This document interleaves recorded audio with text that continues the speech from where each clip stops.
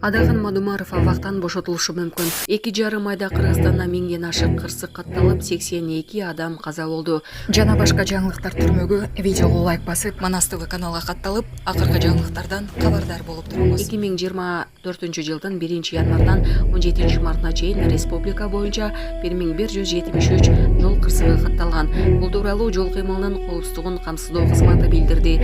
Жол кырсыктарынан 1673 адам жабыркап, 82 адам каза болгон. Былтыркыга салыштырмалуу каза болгондор 8,5%, каза болгондор 24,1%га азайган. Жыл башынан бери жашы жетеликтердин катышуусунда 245 жол кырсыгы катталып, өткөн жылга салыштырмалуу жол кырсыктары 15,2%га азайган деп белгилейт жол кайгуулук кызматы.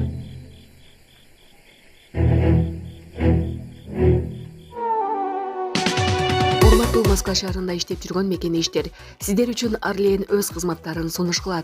Регистрация 3 айлык, 9 айлык, трудовой договор, медкинишка, ННН, СНИЛС, ДМС, медкарта, полис документтерге 100% кепилдик берилет. Эгерде биздин каналдын атынан барсаңыздар, 500 рубль скидка болот. Байланыш номерлер +7 936 144 40 73.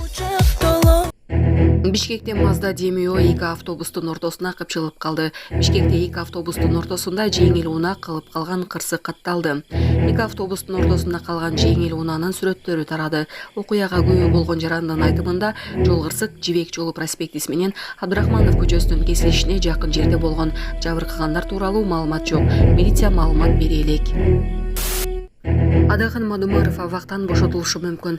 Мамлекеттик айыптоочу жогорку кеңештин депутаты Адаган Мадумаровдун ишин кыскартууну суранды. Бүгүн соттук отурумда мамлекеттик айыптоочу Мадумаровду мамлекеттик чыккынчылык беренеси боюнча жана шайлоодогу мыйзамсыз акча алуу боюнча күнөөлүү деп табууну, бирок жазага тартуу мөөнөтү эскиргенине байланыштуу абактан бошотууну суранды.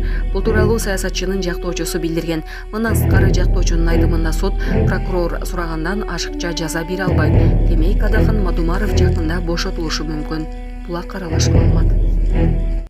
Садыр Жапаров капыстан барып Сокулуктагы мобилдик клиниканын ишин көрдү. Мультидиагностикалык комплекс Сокулукта 3 ай иштеп, анан Нарын облусуна жөнөтүлөт. Ага чейин өлкөнүн түштүгүн кыдырып келгени белгиленди.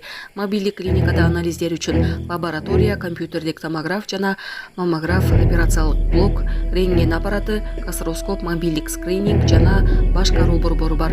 Ошону эле ташып алып баруу үчүн микроавтобустар камсыздалган. Долбоор 5 жылга эсептелген, аны Ислам өнүктүрүү банкы каржылайт.